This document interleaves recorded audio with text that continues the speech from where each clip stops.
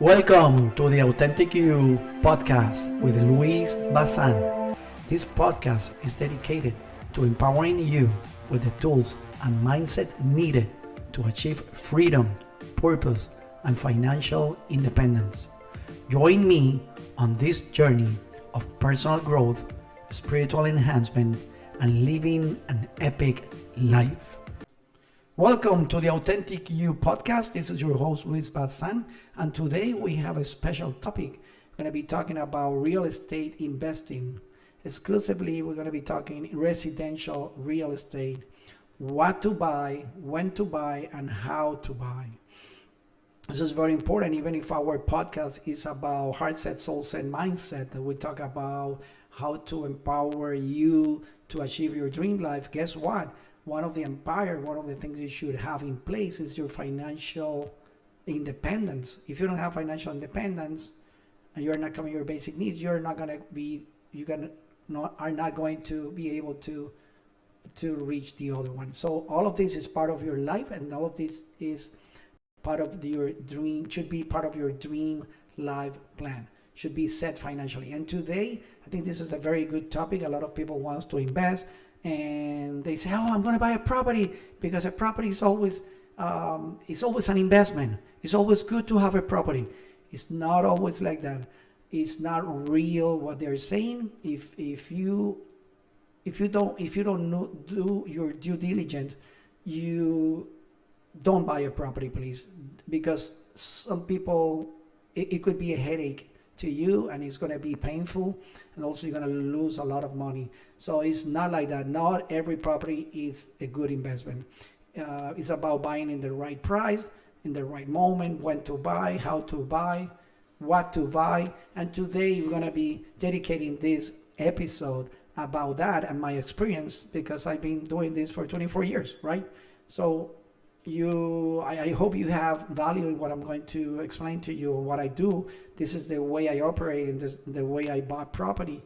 And when I don't find a property, like all these 2 years, I don't buy any property. I'm waiting for the market downturns to start buying. So it's very important to know. I aim to share insight that are valuable, whether you are a novice or you are a seasonal investor or starting in real estate business, looking to refine.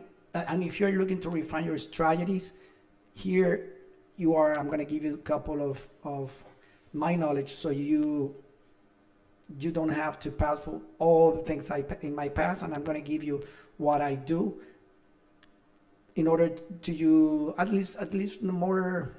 I'm going to try to put it in a more simple way. Yes, there's other things I focus, but this is the main aspect that I focus on: how to buy a property. Okay, when it comes to how, there is a several critical factor to consider before purchasing any property. Excuse me.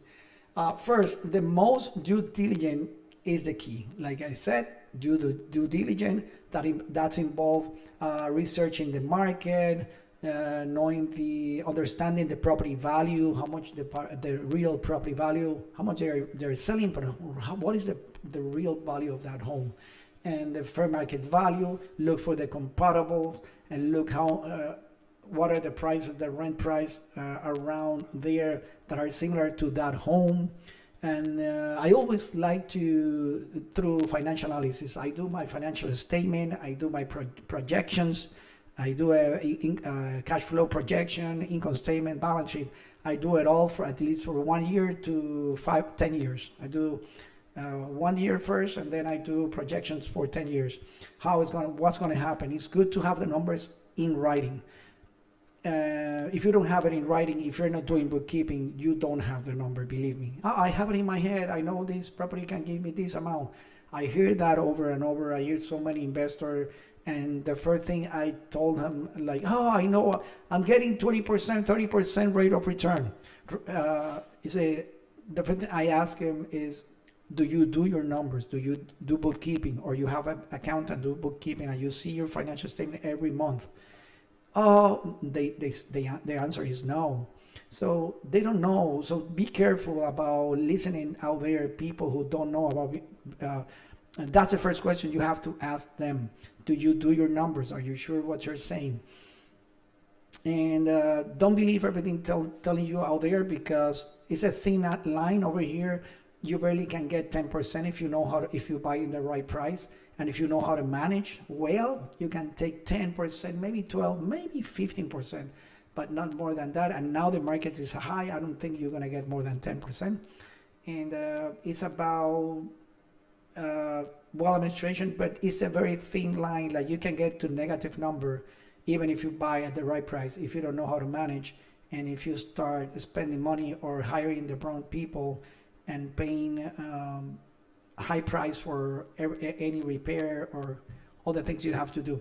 So also, moreover, networking and building relationship within the real estate community can open doors to exclusive opportunities, gains, insight that can help you make informed decision. That's very important to know. Get if you have friends, lawyer friends, real estate friends, you talk with them and you learn, and you also, they can give you tips or also give you some good property in good price. You can buy wholesalers also. It's a good way to go sometimes. Again, it depends if it's the right price.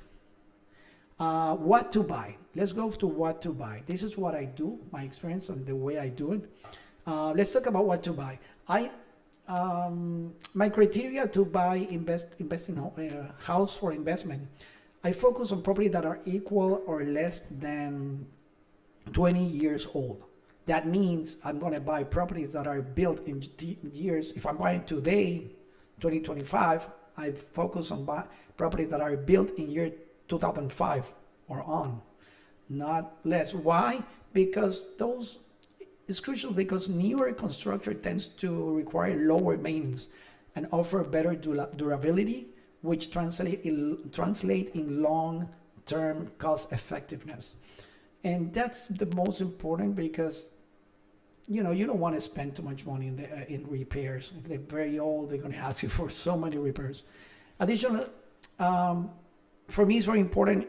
I try to buy houses, no HOA, no CDD. I'm talking about homeowners association or district development, community district developments, because those are money that you have to pay every month. Sometimes I'm focusing in buying. I can buy a property that have HOA, no problem at all, but it have to be $100 or less. So think about that. That's my criteria: $100 or $40, or paying $50 or maybe $7. Some of the new association are very cheap right now. That's what we're doing over here in Tampa Bay area.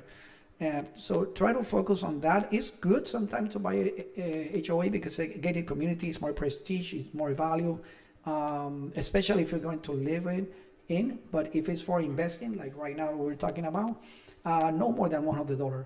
And and the most important thing is also in no flood areas. Flood zone X is not flood zone.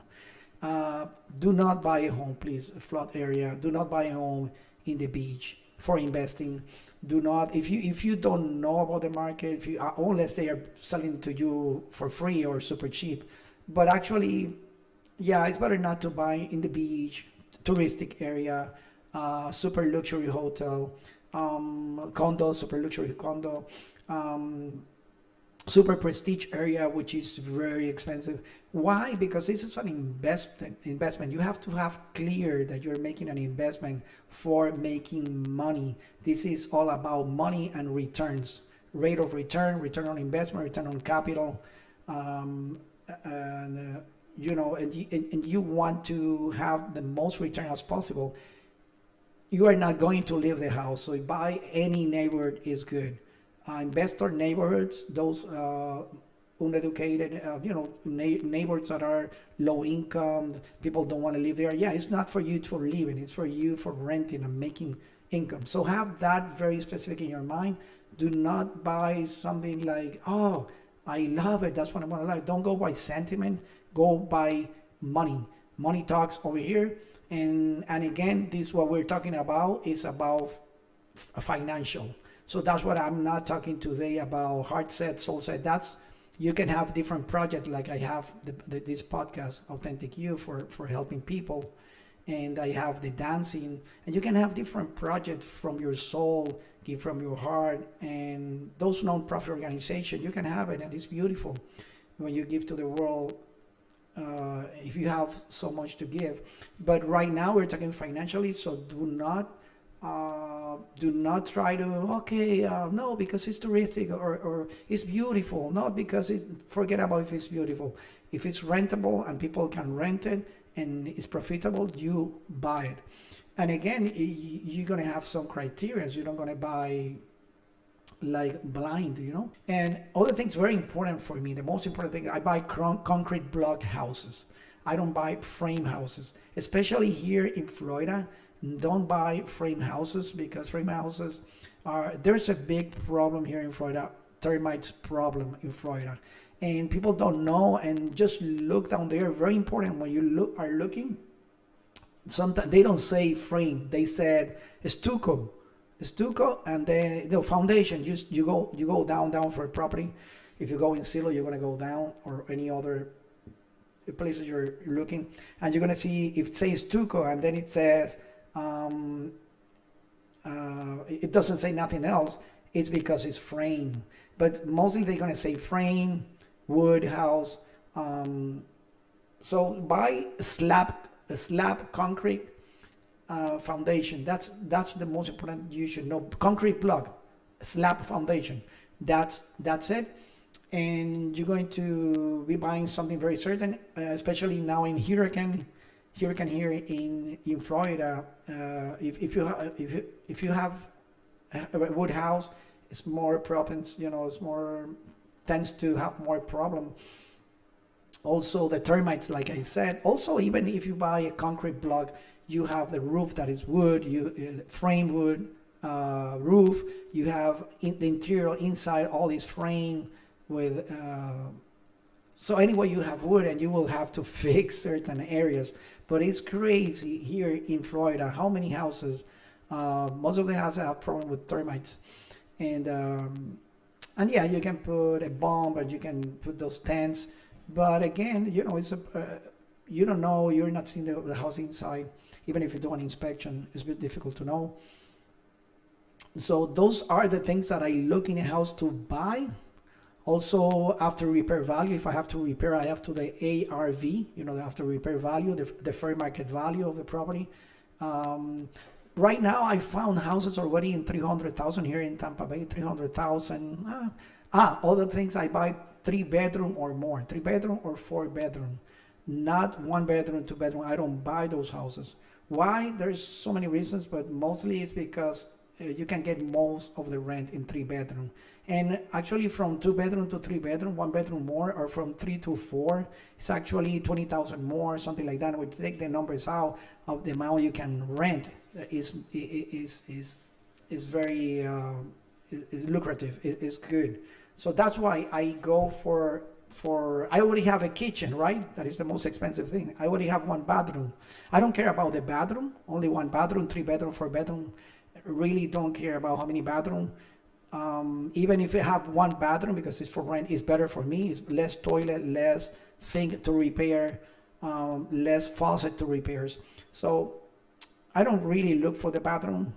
I only look for 3-bedroom or more. That's the most important. Concrete block, building year 2005. I mean 20 years or less, or newer houses. And if the house is in $300,000, like right now I'm seeing the market, I am offering 250. I know it's kind of crazy.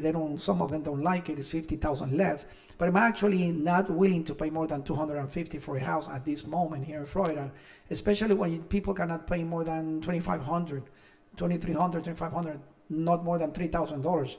And the first things I do is the 1% rule. I didn't explain that in the beginning. For me, the most important, I said about what to buy. Now, how to buy and when to buy, right? When the downturns come. But what to buy, I'm already telling you no HOA or minimum of HOA of 100, the no flood. I also like to buy properties that my rate of return is 8% or more. When I take the numbers out, my net income of that property, I take some assumption about how much I can rent it, seeing the comparables of renting in the area, how much I can rent it, multiply by 12, see the numbers annually, because this rate of return is annual math, annual calculation. That's what we do, the returns.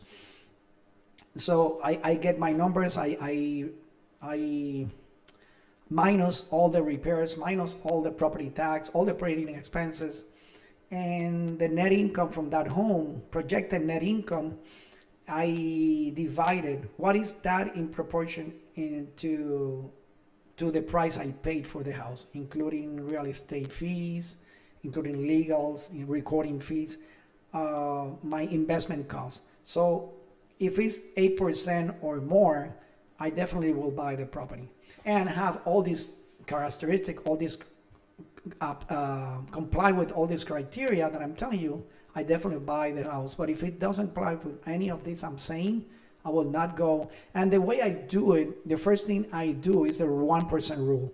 The first thing when I saw a property, I don't go to any of this math that I'm saying here. I go to 1% rule, because 1% rule, it means like if the house is $300,000, I should be renting that home in $3,000 monthly. If in my comparables house like this one, 3-bedroom or 4-bedroom, I cannot rent it in $3,000.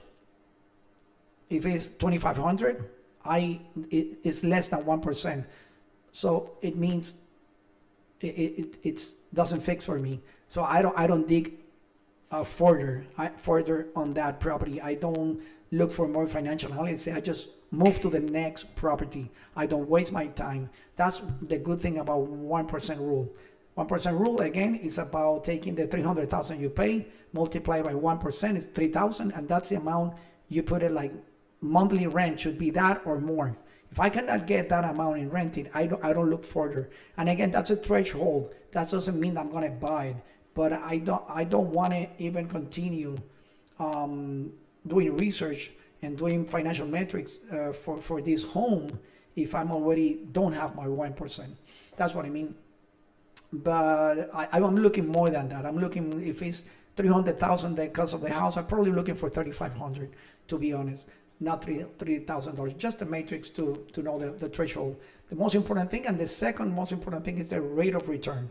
As long as I have all the characteristics in, the build in year 20 years or newer, and if I have also the numbers that are 8% or more, the 1% rule first, the 8% the rate of return or more, and if I have all these, then I can go go deeper in my financial analysis. And this is it, folks. This is what I do for residential properties. And I don't think I'm missing. Let me see if I'm missing something. And this is for residential, for buying and keeping it, not selling it.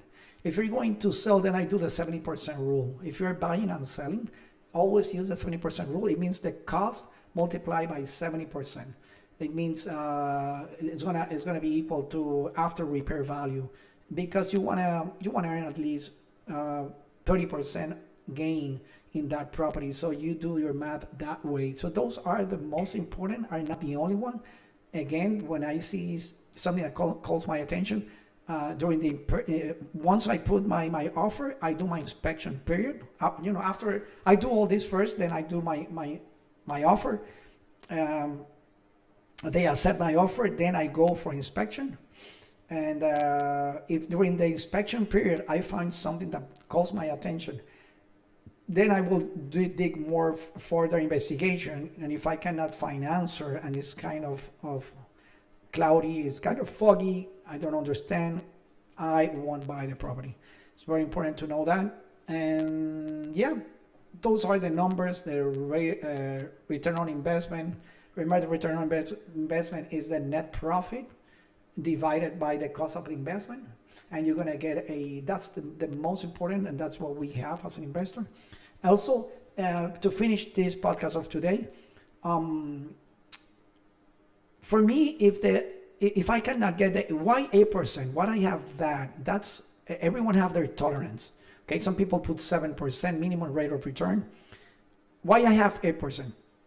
Because if I'm gonna get 7% or 6%, I prefer not to work for 2% for 7% or 6. I prefer to get the money and put it on the federal money market fund in Vanguard or Fidelity, any broker you have. You put in money there, even in cash, even like it's kind of a saving account, but it's like ready to invest in stock. But you don't have to invest in any stock. Just put it in there. You're going to have 4.8, 4.5 right now they're paying, and it moves, but it's from 4 to 5%. Instead of leaving in the bank the money that is 1% or less, you put it in here. You're going to get that, and I start getting like 5 each. I can put in the market like in a mirror on a Standard & Poor's, Standard & Poor's 500 Fortune companies. You can put in that index and you're going to get 10%. I don't recommend to get 100,000 or 300,000. Don't do that. If you have $300,000 or $500,000, do not put it all in an index in the 500 Fortune company. Not all in, because the market could go down. Now it could come bear market anytime. That haven't come. It's been a bull market for so many years, and you can lose a lot of money. So it's about pouring money, yes, there, slowly. And we can talk about that in another podcast, why you have to put like monthly amounts, not more than $1,000, depending on how much you have. But talking about investing property, if I don't get the 8%, I prefer to have the money in the stock market, that I can get 4 or 5% in the money market fund, not even in the index, because again the index is 10% annually. I mean, if you buy the stock, if you buy the investment for 15 years or more for long term, and but yeah, again, that's what I think about. I will go to the market. That I don't have to do nothing, and the money grows without doing nothing. Why doing all this about housing, qualifying a rental, a prospect tenant? It's so difficult. All the requirements, screening report, credit report, and all the other requirements that you have to ask before to have a qualified tenant. And very important, by the way. But yes, this is all for today. It's about what to buy, when to buy. I hope you had value in today's podcast, because one of our empires, one of the things we should be aiming, if you don't have it yet, is about your financial stability. Because with this, even if you don't like houses, I recommend it to have it, not for buying, for selling. If you don't like flipping, don't do that. I don't do flipping anymore. I don't recommend it unless you like that, but that's active management. I'm talking about passive management and working less to achieve more in your life, having more freedom in your life to go to vacation, to do anything you want, but less working. But you need to have financial stability. You need to have a fixed income coming to you, and I recommend passive income. Residential is the best way. I have commercial too, but in my point of view, in my experience, residential, you can rent it right away. The vacancy rate is very low in residential, because people need it's a basic need. People need shelter, like food, right? So commercial, sometimes I have property that are empty for 8 months. The last rental space, commercial rental space I had, it took me 8 months to rent it. And I was looking, and I was publishing, and people coming and seeing, no, it doesn't work. No. And it's difficult because it's for renting. I mean, it's for commercial purpose, so people can wait sometime. But for living, people cannot wait. People need property. People needs the population is growing, as you know, each year, mostly in Florida, where I am. So I hope you have value in today's podcast, and understanding the way you should be investing, understanding the way you should make your financial empire, your financial stability, and understanding, identifying those houses, those markets that you want to, that you know are the to buy, what to buy, you can pave your way for a more enriching and fulfilling life. That it's all about. And remember to be authentic, to be yourself, and do things that you love, and things that enrich your life. Have a beautiful day, and I see you, my friend, in the next one.